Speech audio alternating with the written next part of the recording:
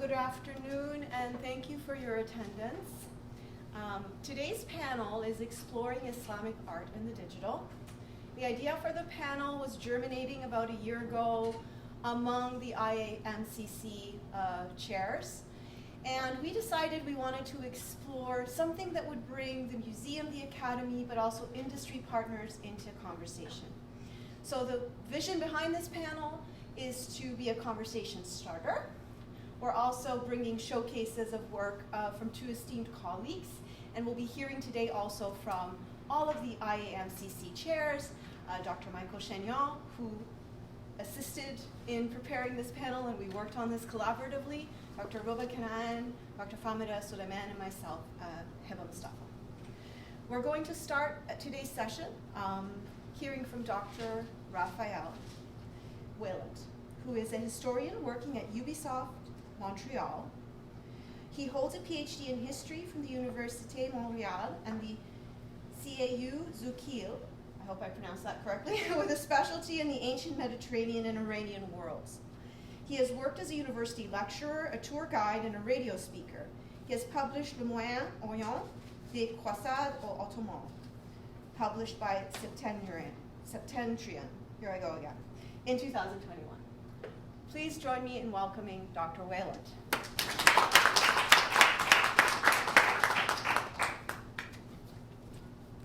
So, thank you very much. Is there a mic or something, or I talk and it records? Yes, we tested that, right? I'll just have to make sure that you see the right thing.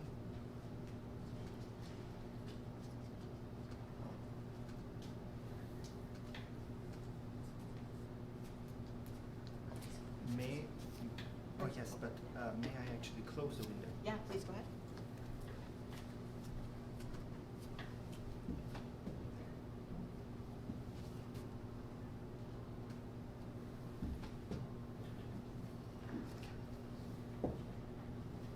There you go. So, thank you and welcome for being here. Thank you to Dr. Chagnon, who has invited me. Thank you to the Université de Toronto, and thank you to the IAMCC, right, for inviting me. It is always a great pleasure and honor to be able to talk about what you're passionate about and what you've invested some time into. It is not an honor and an opportunity that is presented to everybody, and I'm always really grateful to be able to talk about the games that we make, to talk about the contributions that historians make to these games, and how we think about history when we make these games, and how after they were made and put into the hands of the players, these games take a life of their own and become something in the cultural zeitgeist that expands beyond video game to go into museums, to go into magazines, to go into even, we'll say, spectacle halls. So, as was mentioned, my name is Raphaël Weyland. I will be talking for about 15 minutes. I have worked in many I like to say that I have worked for whoever accepted to pay me as a historian for 15 years. And this ended up being working for Ubisoft for the past 2 years.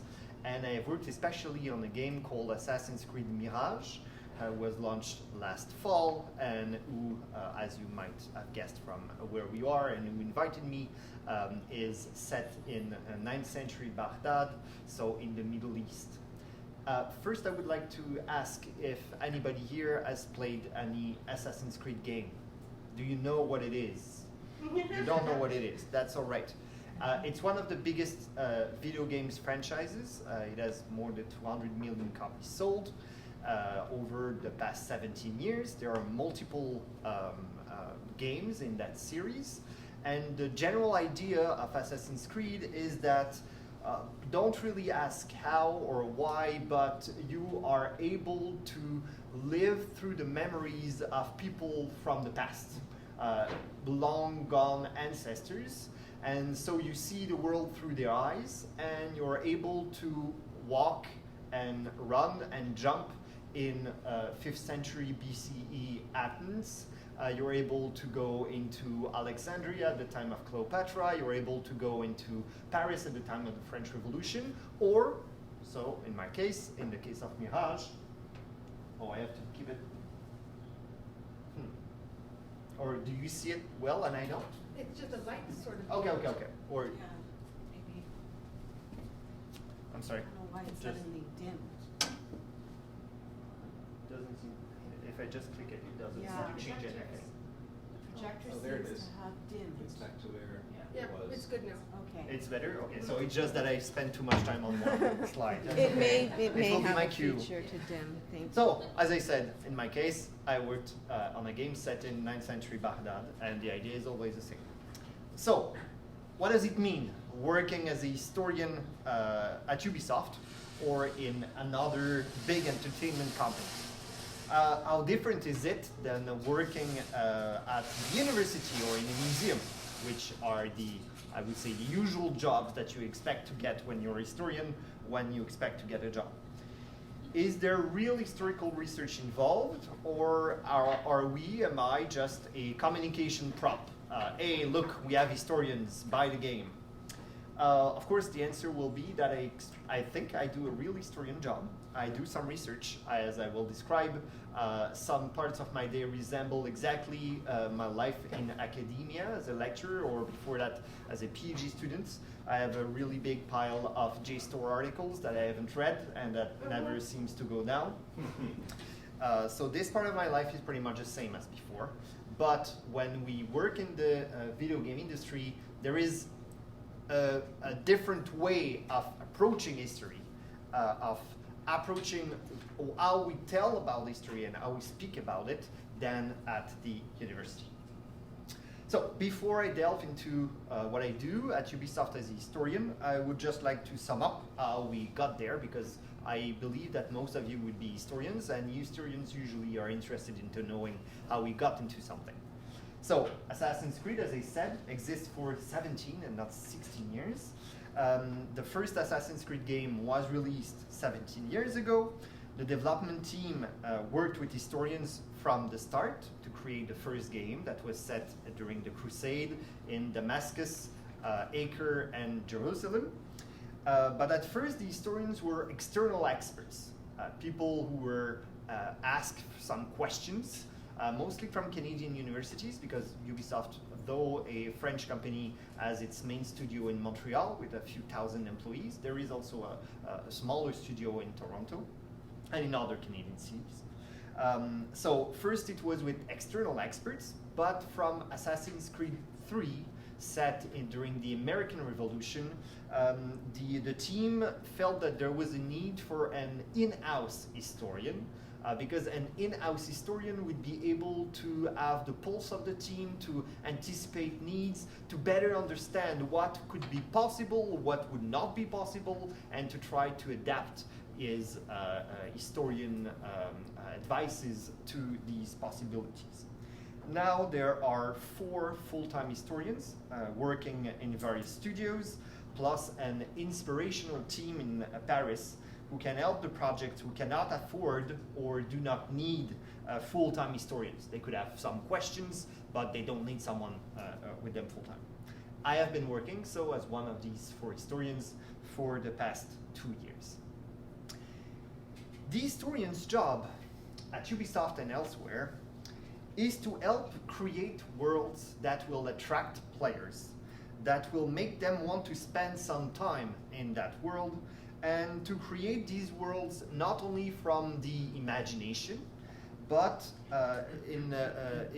with the idea that we would start from what existed, and we would try to immerse the player in history so that history could become your playground. This is our motto in the Assassin's Creed brand. So, as a historian, I do not program a character's movements. I do not draw their clothes. I don't record their voice. Some of my colleagues like to make jokes that I don't do anything, actually. My job is to support the animators, the artists, the sound engineers who do all of this by offering them suggestions drawn from the research of historians and from sources so that the characters' movements, clothes, speech resembles what existed at the time in which we want this character to evolve, and to take from history elements that will make this world that we create feel lived in. Small anecdotes, sound of children playing in the street, the idea that when you go into the bazaar in our version of Baghdad, you would have different languages spoken all around, and what would be there on the bazaar stands. All of this was researched and put on the game from advices given by historians. To do all of this, I have many tasks. And I intervene at various levels and at various moments of the production. Even before the game is born, when a small team of a few people called the core team, these are the people the 5 to 10 people who will invent the game and manage its production from start to finish. So when this core team is looking for a new setting, a new period that would help them to illustrate the story or the gameplay elements that they wish to center the game around, the historian can help to suggest such settings. In the case of Baghdad or Mirage, they wanted to have a game set in the 9th century because it was supposed to be a follow-up on the game before. It was already set in the 9th century. They wanted it to be in the Middle East because because it was thought as a love letter to the first game that was already set in the Middle East. So they wanted 9th century Middle East, but more importantly, they wanted to have a dense urban city so that they could jump all around and, if possible, manage to cross the entire city without ever setting foot on the ground. And from these requirements, it was suggested to them, well, 9th century Middle East, you want a dense city, why not go to Baghdad? And so I'm not saying that the historians decide the game or something like that, but it is a collaborative effort, and the historian can bring his or her talent or expertise there. This whole process that we call pre-conception is, it happens 2, 3, or 4 years before a game is launched. A game of the size of an Assassin's Creed, so one of the biggest. Later, when the team grows, in the case of Mirage, Mirage is a smaller Assassin's Creed game, so it was only 600 people, but the biggest ones are made by 1,000, 1,200 people, and even more people now. So later, when the team grows, the historian is responsible for suggesting elements, places, characters, weapons, clothing, sounds, symbols, through written documents, generally accompanied by numerous images, but also through masterclasses presented either to the whole team or to certain members only. On Mirage, I did not give information on agriculture to the artists who worked on the palaces, for instance. They were invited to the masterclasses. Most of them did not come. But yeah, the idea is to just give the right information to the right person at the right moment. And this is really hard to do when you're coming like me from academia and you don't really know how a video game is made and what does a concept artist does that is different from a rigger. Hey, what does a rigger do? He rigs things, but what else does it mean? Well, I learned that through over time. So, before I communicate anything, I of course have to find the correct information. This, I would say, is the easiest part of the job, actually. The one that my studies and my years in academia have prepared me for the most. I go through sources, both primary and secondary sources, everything that I can find from maps to coins, manuscripts to statues. I also contact museums and external experts to help me with specific areas of expertise. But finding the information is, as I said, the easy part. To recreate a whole world, you have to find and communicate large amounts of complicated and nuanced information to audiences whose attention and interest can vary. My teammates can be extremely enthusiastic, or they can be stressed, or they can be afraid that the historian will end up censoring their artistic creativity, or they can simply be having a bad day and be tired.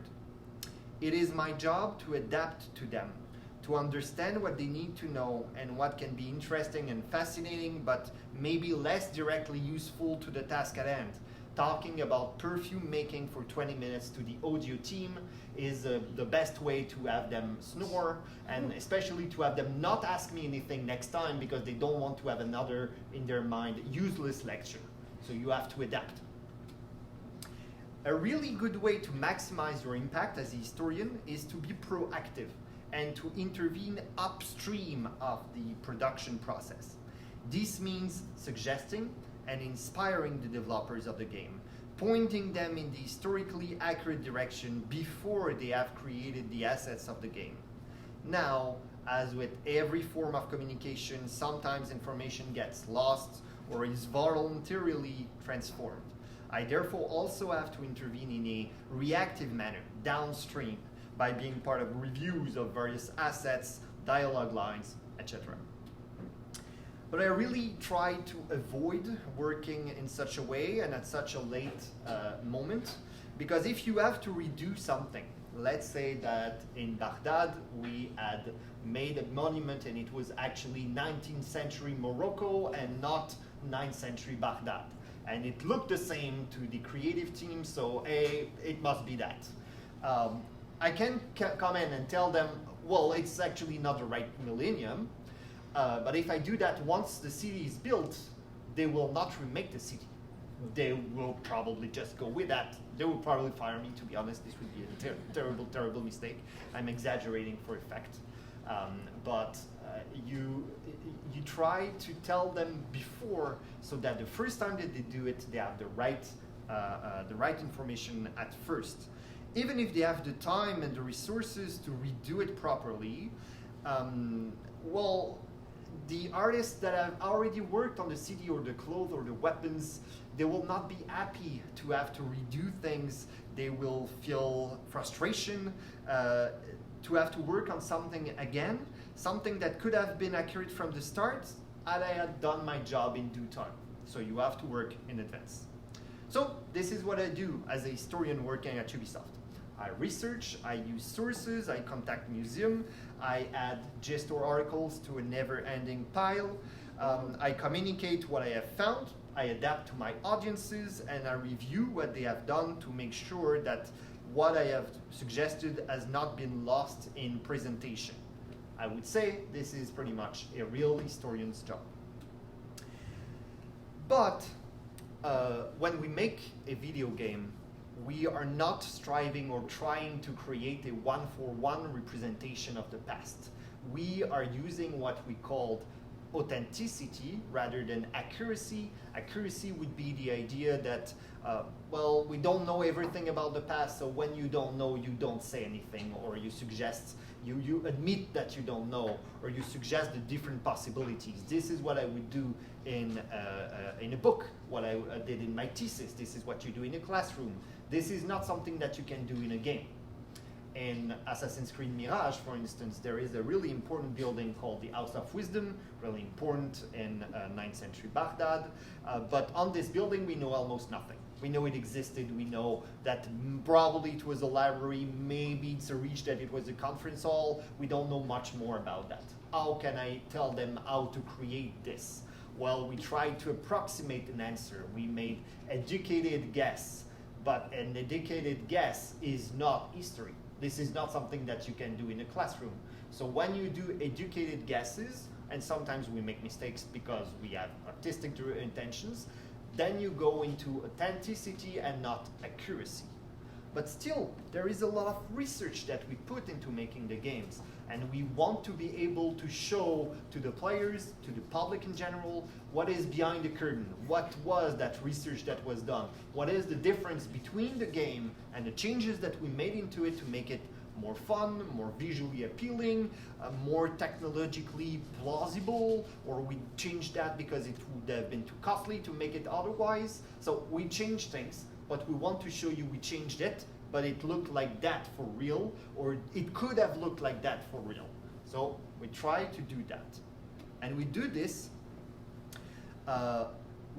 in different ways, but especially with something that we called an in-game encyclopedia.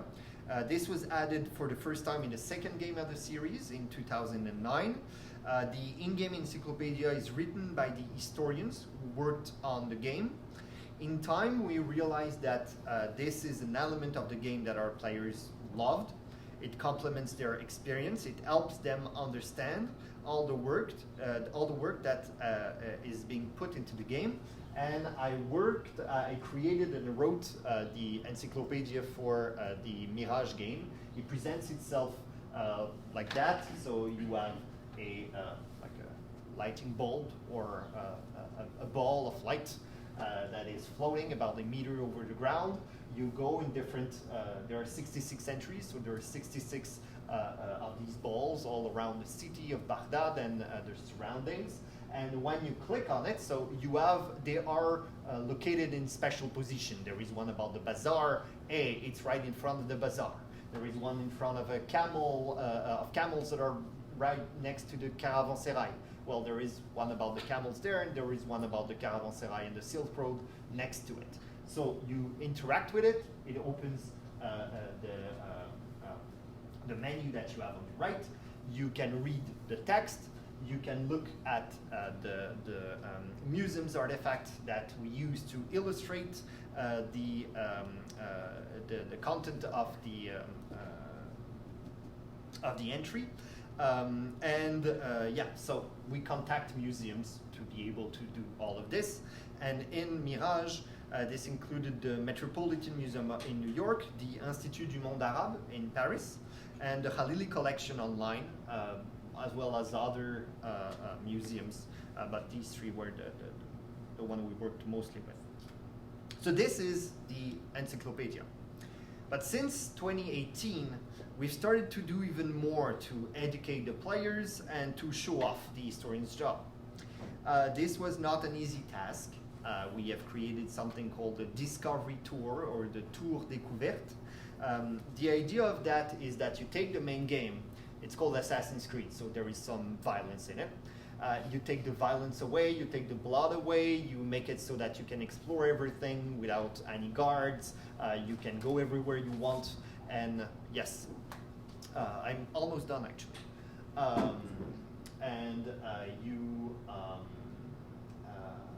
Yes, so you can go wherever you want and visit at your own time and do what you want.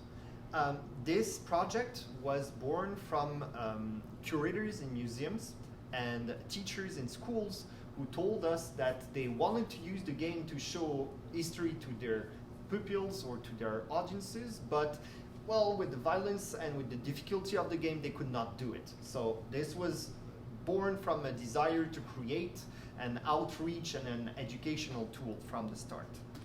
The discovery tours, in them you can explore the world. There are some tours that are narrated by actors but written by the historians.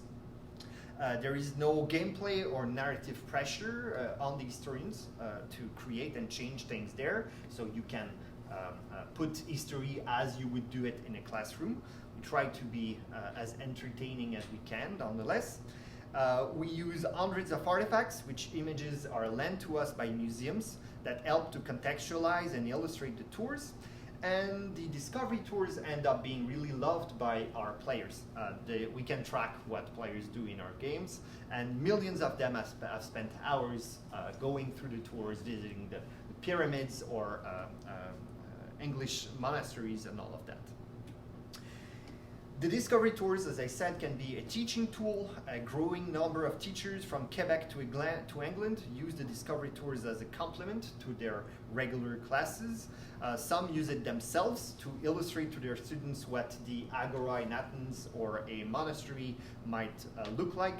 other use the differences between the main game and the discovery tour and the articles and the way that historians would talk about it to help their students understand that there is a way to create history and that there are multiple ways to approach it.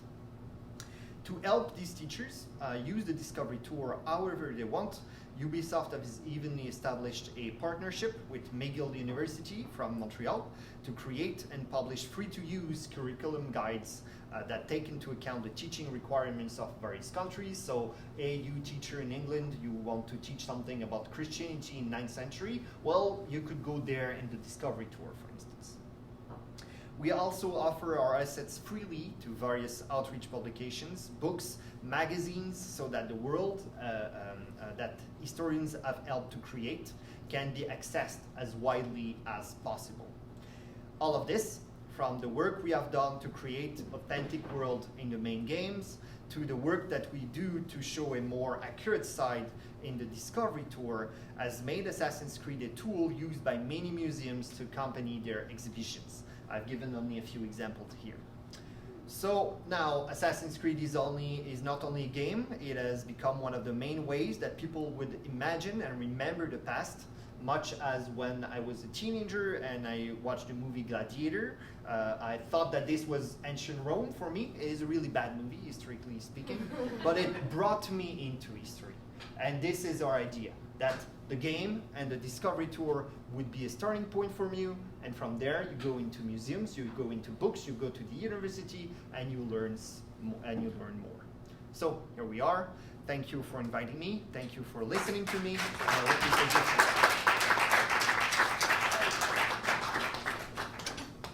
So I don't know who is after me. It would be Dr. Chagnon. So you. Thank you so much, Dr. Weyland. That was really fascinating, and I think certainly opened my eyes. I think it opened a lot of the colleagues' eyes here about, I'm so sorry? Oh, disconnect, yes. Okay, correct? Okay. I think that opened a lot of eyes here because I was not even fully aware of the range of products that Ubisoft is making and the various points of intersection with history is really truly fascinating. I'm sure there will be a very rich conversation about this afterwards.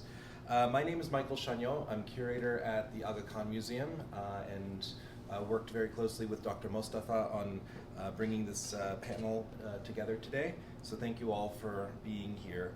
Our next speaker is someone I've worked with at the Aga Khan Museum on various exhibitions. So I'm very pleased to introduce Michael Carter-Arlt, who is the Immersive Technology Specialist at the Toronto Metropolitan University Libraries and is a lecturer for the Master of Digital Media program in the Creative School. He has utilized his skill in 2D animation, web design, and 3D applications with a focus on museum exhibition design and SRC projects. Michael has worked on a number of educational projects for partners of Toronto Metropolitan University, including the German Consulate of Toronto, the USC Shoah Foundation, and of course at the Aga Khan Museum. So with that, I'd like to welcome Michael Carter-Arlt.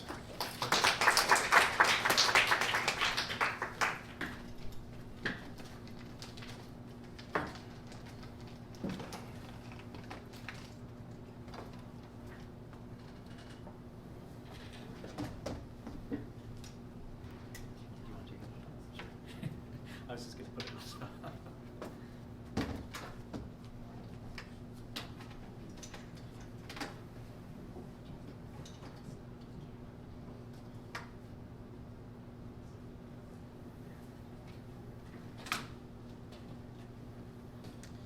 Hey, thank you so much.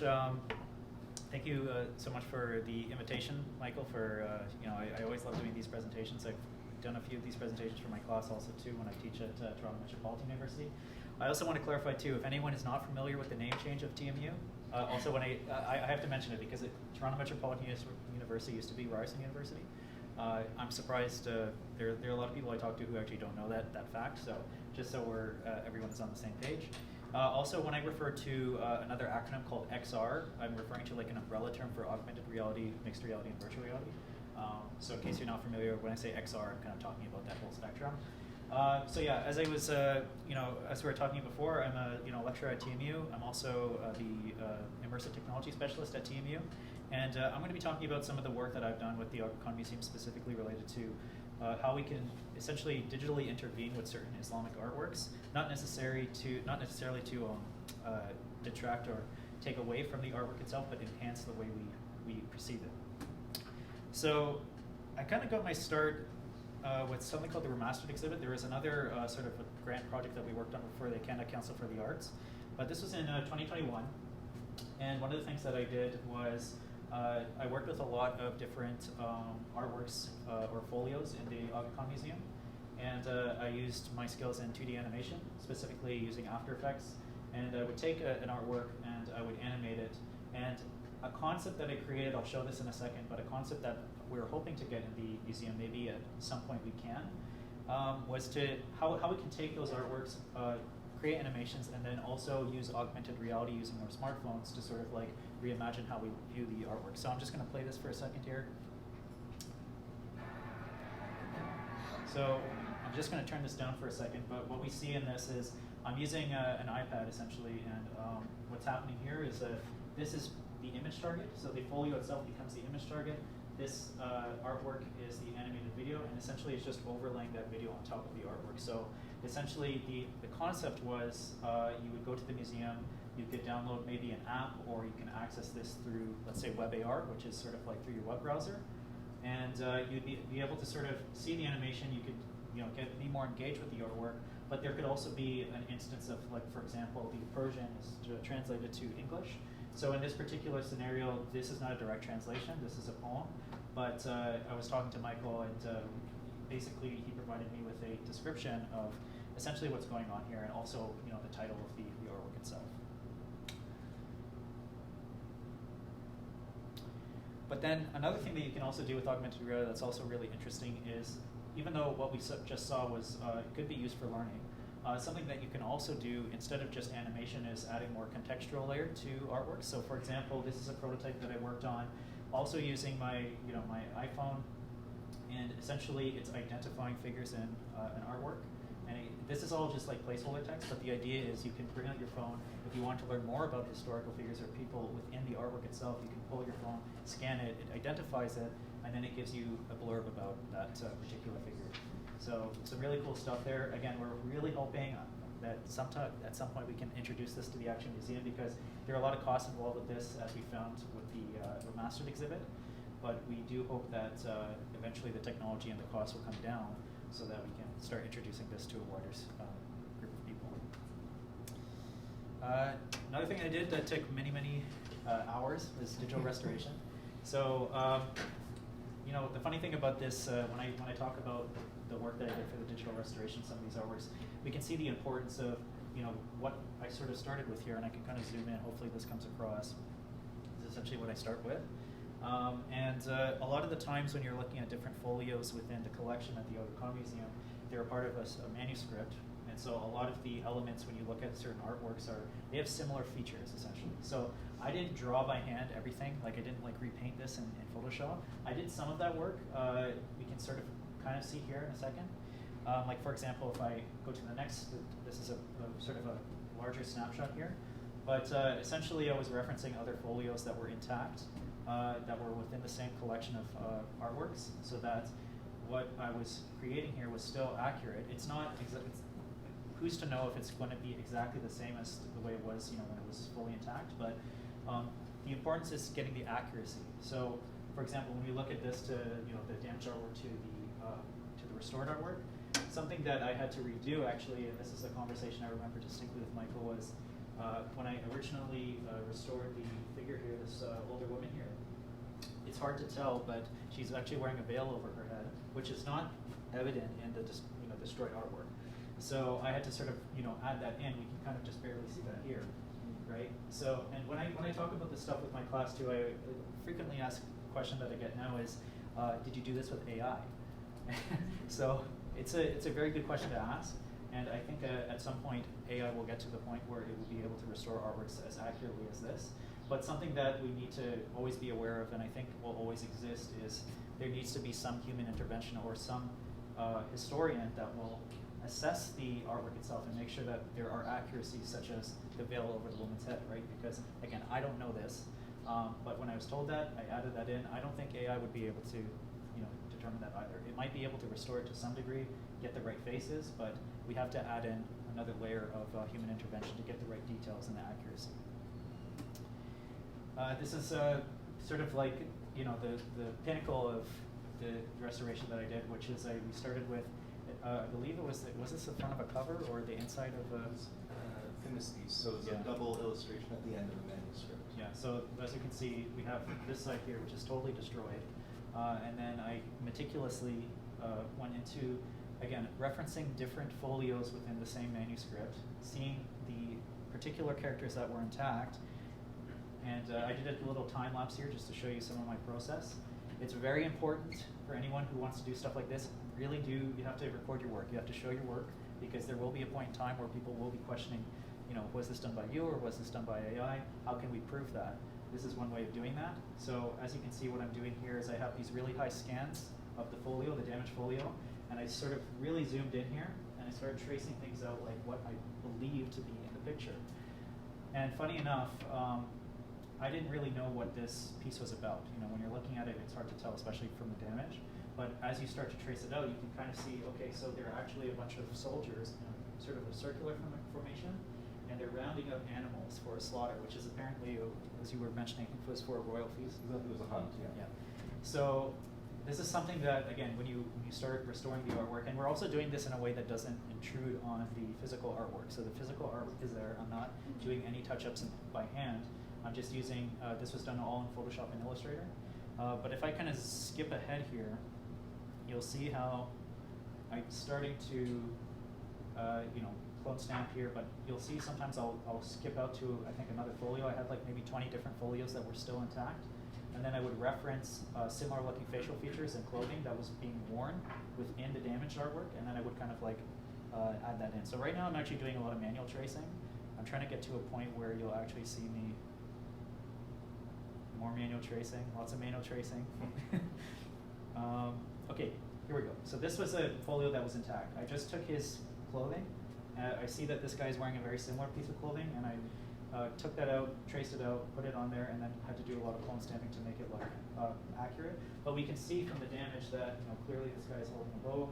Here's his face, and a lot of the figures you'll notice in this the folios have similar facial features. So because of that, I used those references, and we can assume that this is as accurate as it can be. But again, it's not going to be perfect, but it gives a good idea of what I used to look like. We keep going here. Another thing that I did as well is sort of flex my 3D modeling skills a bit here. So when we look at Islamic art from a three-dimensional perspective, when you look at the folio itself, it's hard to tell sometimes the perspective of who's in the foreground and who's in the background, depending. You see the height is the exact same. And it's also hard to tell what exactly this is. So this is like a palace. I remember talking to Michael specifically about this particular section, and I was like, what is that? I don't understand it. So apparently it's a shop that is like built off the side of the palace, and so my inspiration came from like a children's pop-up book. So if you look at this the way it is, the pop-up book is a very good way of taking two-dimensional and making it three-dimensional. And so then we can use a holographic display, which is, this is called a looking glass, but essentially what it does is it takes three-dimensional objects, you put it inside this display, and it will almost look like a physical 3D object. This is done through a process called lenticular projection, and for anyone who is not familiar with the term lenticular, I do have a little card that I would like to pass around. You've probably seen this effect before in printing, but you probably don't know the actual term because a lot of people refer to it as like a hologram. But that is lenticular, and it's doing a similar thing where when you look from right to left, we can actually see the depth of the 3D model. And then another thing that I just wanted to comment on very quickly is the emphasis on using this particular technology for the museum was because this was during COVID, and we didn't want people to be touching anything to interact with the 3D object. So this was a way of having a hands-off experience. So here's another thing I did. This was actually not related to the Remastered exhibit. This is a sort of another AR concept I worked on, but it's the idea of using photogrammetry, which is the process of taking a physical object that exists, taking multiple pictures of it, and then turning it into a 3D model, which we can then use image targets to create an AR interaction, such as what we see over here. And the cool thing about this in particular is there are two unique sides to this model, which you don't actually get when you go to the museum, because most of the time when this is on display, it's up against a wall. So in my personal opinion, this sort of enhances the learning experience of the bottle itself, because you actually can rotate the image target to get the different sides of see both sides of the bottle there. Okay, so my most recent, there was a time in 2022 that I also did some work at the Aga Khan Museum, but I'm focusing on some key things here. So one of the other things that I worked on for the Aga Khan Museum was the Rumi exhibit. And one particular thing that I like to talk about a lot is this sort of projection of Rumi that we designed for the exhibit. So this is sort of, as you enter the museum, or you enter the gallery space, you'll see this large projection on the wall. I think it was 6 feet by 6 feet. I could be wrong about that. I think Actually, no, it was larger than that. It was 10. It was Yeah, at it least was 10 feet tall. Yeah, it was, as we can see sort of from this picture. So the idea is you would be sort of like presented with this image of Rumi, and there will be multiple artworks. This is the video of what it kind of looked like. So you can imagine this at a very, very large scale.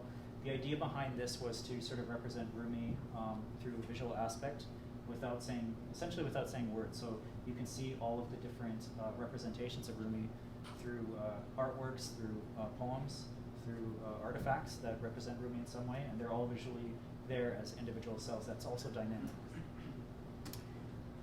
Another thing that I worked on too was creating a sort of an interactive timeline that represented Rumi's life. So we can see this timeline is it's basically on a runway. So when we look at a timeline, usually it's a very linear thing from right to left or left to right. But in this sense, we sort of decided to design it in a way that it was sort of like a runway, where you can sort of see into the distance. There was a sort of a scrub here at the bottom. This is all done in a web browser as well. And then it's very important to consider the user experience as well. So there's an iPad here that's encased in a little podium, but you'll also notice that the iPad is further away from a larger display. And so this is really important, again, the COVID consideration. When people want to interact with things, let's say there are some people who simply do not want to touch the interface, totally fine with that. They can observe from a distance. So this is a consideration for gathering people together to look at something such as this. Oh yeah, and then interactive translation. So this was another thing that I worked on as well. So just a very quick explanation. Basically, there are different translations from Rumi's poetry that has sort of been interpreted in different ways over time. And so we wanted to show the differences between the translations throughout time. And so I'll just play some of this here. There was audio. I think when I did the screen recording, the audio didn't get it. So unfortunately, we don't hear the audio here, but all of these descriptions were read in different, so this was read in Persian, and then this would be English. So what we're trying to show here with this interaction is that the translations have been not mistranslated, just misinterpreted or interpreted in different ways over time. And it's important to understand the original poetry or at least what we understand as the accurate poetry to what has now been, or the most modern day version of the translation. So just different excerpts here just to show, again, side-by-side comparison. This is what it started. This is how this person interpreted it. This is how this person interpreted it. Yeah, so there's a lot of cool, learning outcomes from this as well, just by seeing the translation side by side. Okay, and so this brings me to my last slide here. This was in relation to when I first started working with the Aga Khan Museum. We were thinking of some other interventions that we can do, but not necessarily digitally related. And so the Aga Khan Museum has an astrolabe on display, and so we did scans. So I used Illustrator and a lot of vector tracing to turn the pictures that they sent us to scans, like vector drawings, and then we use a laser cutter to cut out the actual panels of the astrolabe. And so this is all made of acrylic, and it's supposed to be more of a tactile learning experience. So that's another thing to definitely be considerate of. Not just using digital technology to understand how we learn about certain things, but the importance of tactile learning as well. So I think that leaves me to 15 minutes on the mark there. Thank you so much. And if you have any questions, I guess we'll save that for after lunch break. Okay, well, thank you.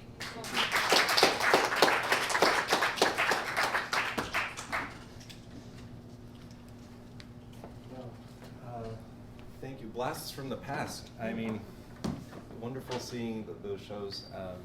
And thank you so much, Michael, for that really great presentation and thinking through some of the issues that have come up in where our museum has interfaced with digital technologies in particular, and some of the issues that came up. Now, I think what this portion of the program today will be the IAMCC chairs responding to just briefly 5 minutes each, responding to the presentations that we saw today, and then we'll open it up to questions, followed by a lunch, and we can eat at the table or mill about and continue the conversation afterwards. We're right now at 5 to 1, and the program will end around 2. So maybe for the next half hour or 40 minutes or so, we'll have this part of the program. Since I'm up here, Dr. Mostafa, is it okay if I present my 5 minutes, speak for 5 minutes? So I'm aware of the fact that this panel today was really one that wanted to look at the implications, the technological, digital implications, educational implications for digital technologies in museums, and possibly I'm looking forward to hearing from the colleagues from U of T in the classroom as well in academia. Another element that was part of the description for today's panel were the ethical implications of digital technologies. And this is something that is very much on my mind, looking at what both Dr. Weyland and what Michael Carter-Arlt presented today.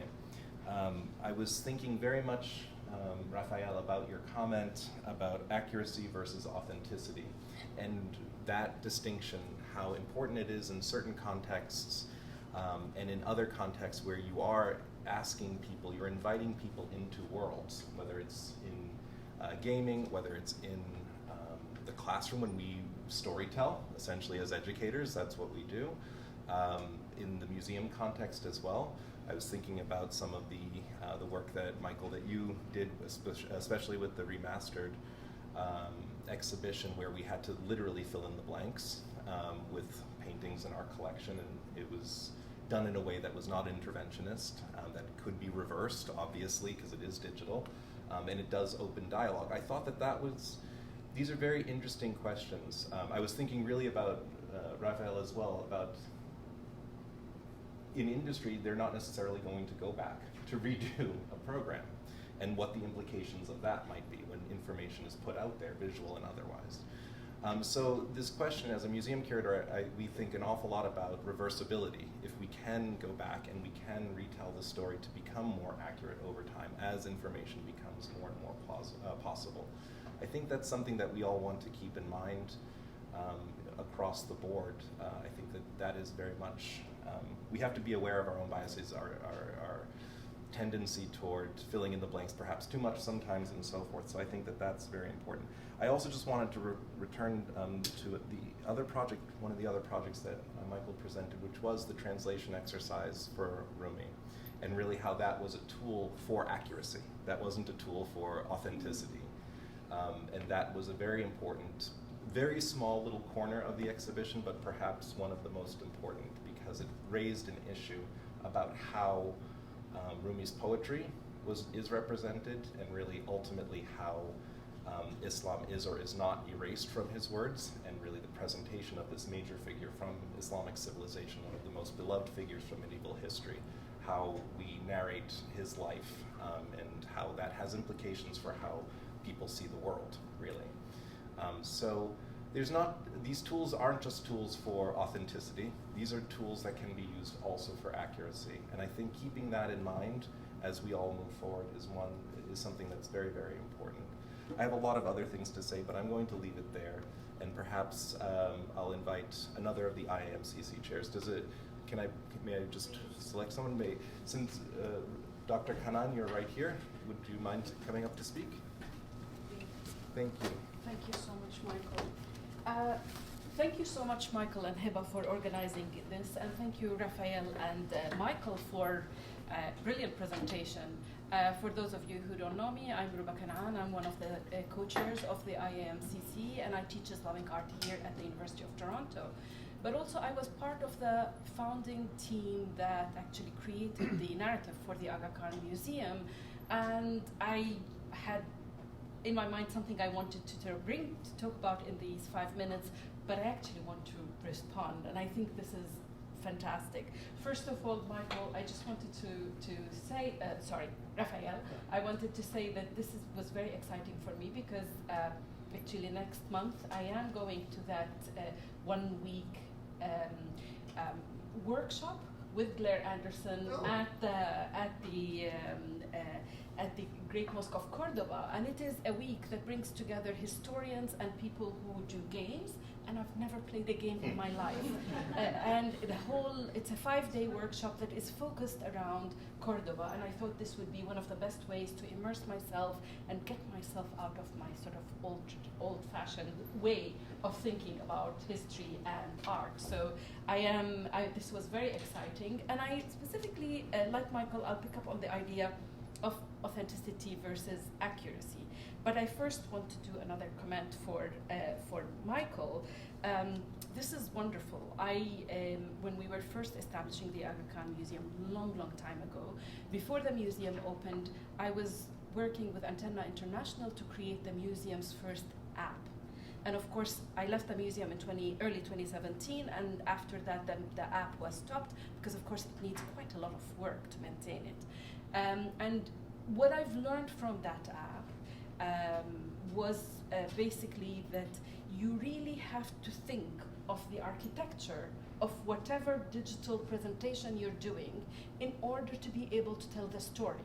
Like when we create something, we think of the story, the narrative, we think of it as chapters in a book, what each corner is going to say, and what's the overall narrative is going to see. If we don't do that for the digital, we end up not being able to take the visitor from beginning to end, including inviting them to be the master of their own digital narrative from the moment they get to the app until the moment they get to, we had cards and maps and glossaries similar to what Raphael you had in what you have in the Assassin's Creed.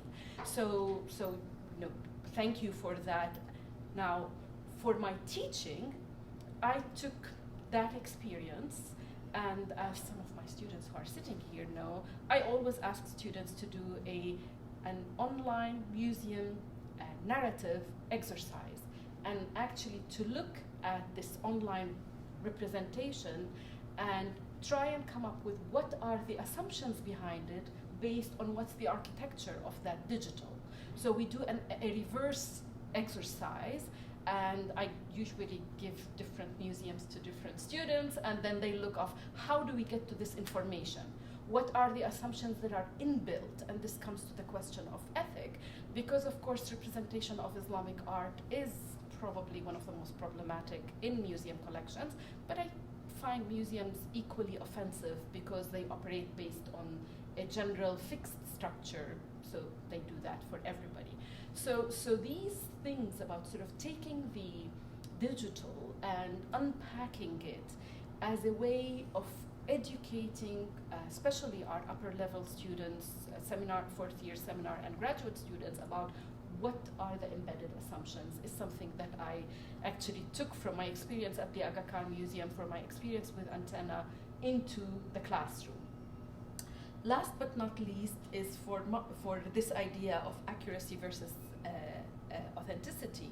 This year I experimented with a fourth year undergraduate seminar on museums and representation, and I pitched the crazy idea of what if we want to represent Islamic art in Africa, considering that more than 40% of Africa is Muslim populations.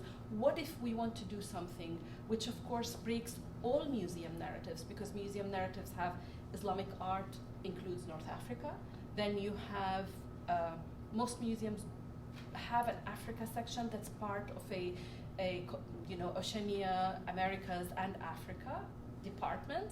And then you have most of objects produced by African Muslims do not live in art museums, but in ethnography museums, because they're considered ethnographic, and you talk about peoples and their rituals as opposed to art. So I actually invited the students. We did quite a lot of reading, and it was an exercise in unpacking a museum narrative and looking at, can we raise questions about decolonization of the museum and creating new representations? And I told them from the beginning that what you're going to, because they have to propose an idea or an exhibition, and I said, what you're going to propose is speculative. It's not accurate, because A, you don't have the knowledge. B, being their one course on African art, Islamic art in Africa. B, that we want to try and see, it's more about the process as opposed to the content. So I actually will start using the term, authenticity and accuracy versus speculative exhibitions. But I think there is so much that we can do to the digital that translates into the classroom. And thank you both so much for this.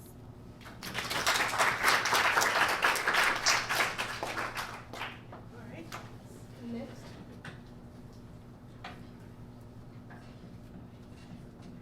Thanks, Michael and Ruba, for setting that up. I also want to thank the organizers, Heba and Michael, for inviting me. I'm Famida Suleiman. I'm the senior curator of the Islamic World Collections at the ROM. So I'm going to be jumping around a little bit, but I think we've covered accuracy versus authenticity, and I thought I would just talk about accessibility and also decolonizing techniques in a museum context. Because I think the conversations really feed into these ideas, and I'm looking forward really to the Q&A, because I'm just throwing things out to you. So, Michael and Raphael loved your presentations, and I think the Aga Khan Museum is head and shoulders ahead of the ROM in terms of digital technology and the digital humanities. I think it's a smaller institution, it's a more nimble institution. They're willing to take more risks sometimes, I find. When you come to the ROM, you will find interesting interventions in digital humanities, but you'll often find them maybe in relation to the dinosaurs. So you can go to an exhibition on dinosaurs and see the recreation of their movements and their sounds. We hosted an exhibition relating to the moon, where you had to put on your those headsets and you were able to walk on the moon and do interesting things. And it's kind of like we're just a little scared for some reason, to do the art and culture.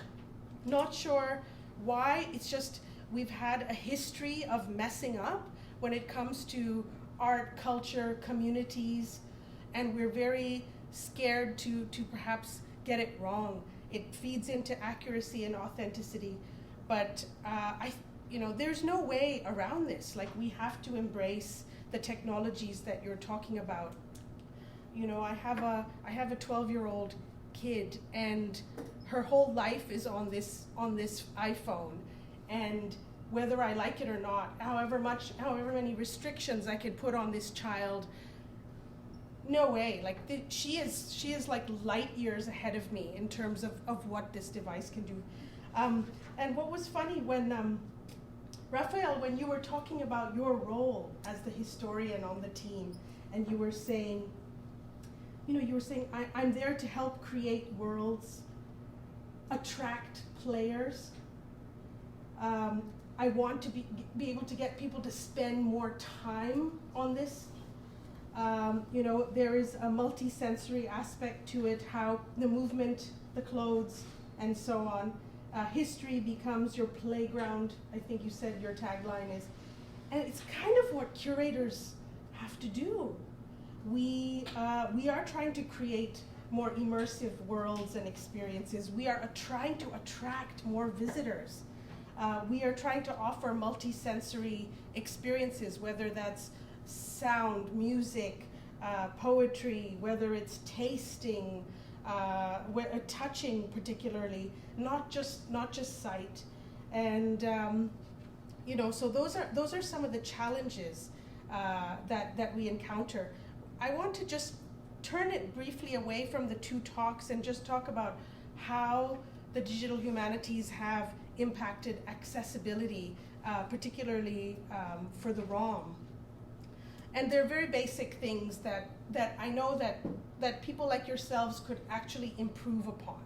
But for example, collections online, our databases, what Ruba was talking about, she assigns these in her curriculum, and I know that Professor Mustafa does the same. So here we have suddenly access, we're allowing the entire world to access our accessions databases. There's a lot of sensitive information on there. How did the museums collect this material? People are pointing fingers at museums as to, why do you have this stuff in the first place? And how did you get it?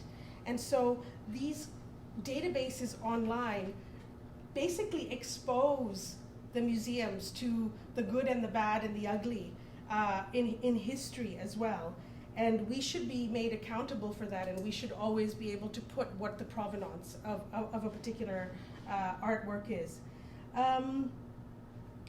Now, the other form of accessibility that I have experienced in the last, 5 years I've been at the ROM is, Instagram Live.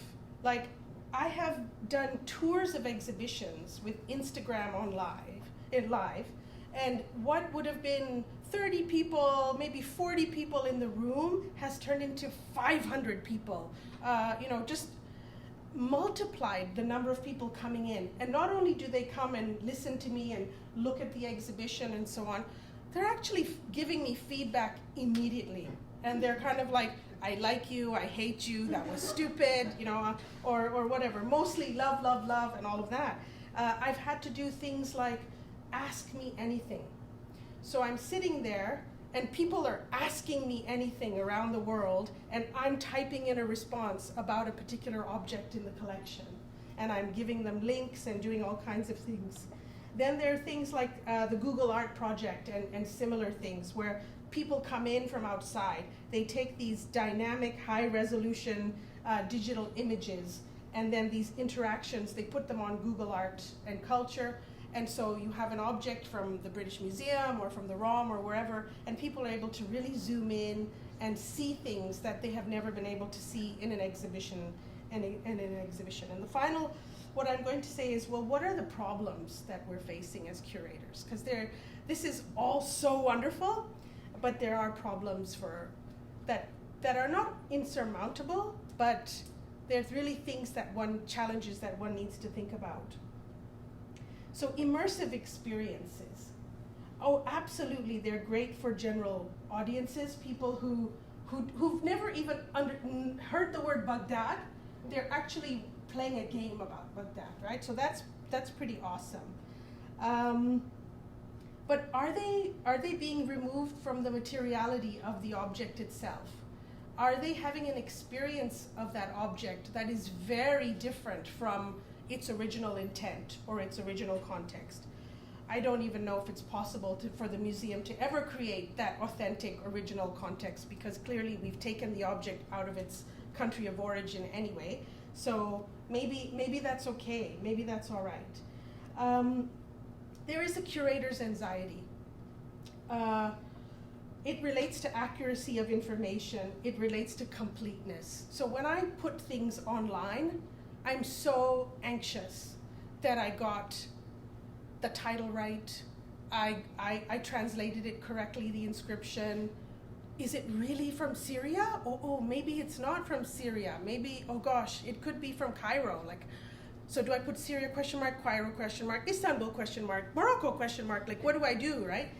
And I know that there are students out there who need that information for their research and their assignments. I need to give you dates for objects. Sometimes it's literally impossible to figure out if something is a 12th century or a 13th century object, and maybe it's even from the 11th century. And I'm giving you these centuries. I'm not able to give you accurate dates as well. So that gives me anxiety. I need to make sure there are good photographs online, and that takes forever. Whether I take them, my technician takes them, or the photography studio takes them. So I feel like I have a heavy responsibility that I have to live up to. And finally, more access means more demand. So when I put things online, I get more queries from the public, questions. I get more researchers and students wanting to see the objects. I get more loan requests. So there are so many pressures that I want to fulfill, and yet the museum, they don't add more human resource to this issue. So sometimes I find some of my colleagues refuse to put things online because they just don't have the time. They don't have the time to do the work putting it online, but they're just thinking, oh my God, if I put this entire collection online, I'm going to be inundated with questions and queries, and I'm not going to be able to fulfill that. So I feel like it's the museum's responsibility, it's government funding responsibility. If you want to do all of this, you really have to put the resources behind it. And I think that's the way of the future. Yeah, so thank you.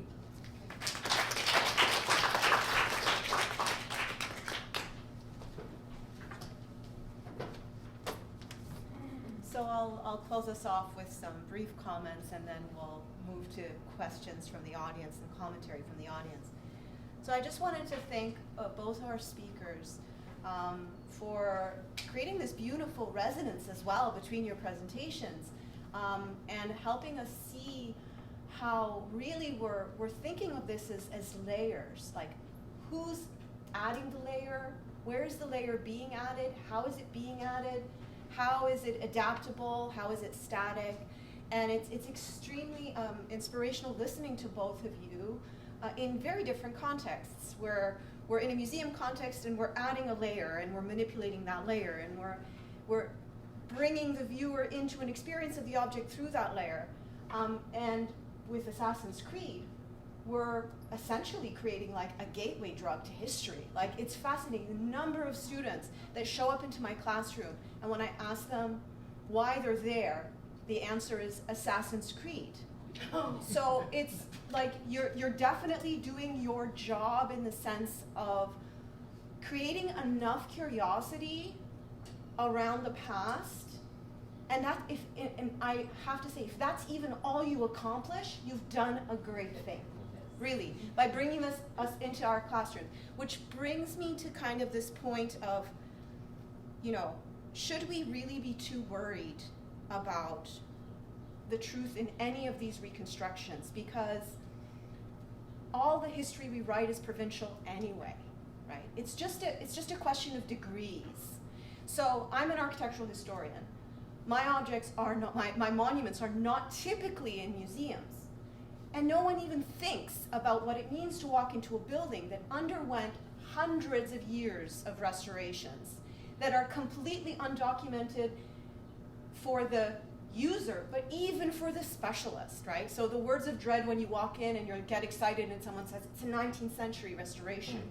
So we also have that world, right? So if we've got the beautiful virtual world and the gaming worlds and the augmented world in the museum, we also have the real world that requires even more of these layers to help us engage with it. So thank you for these very thought-provoking presentations, and I'll leave it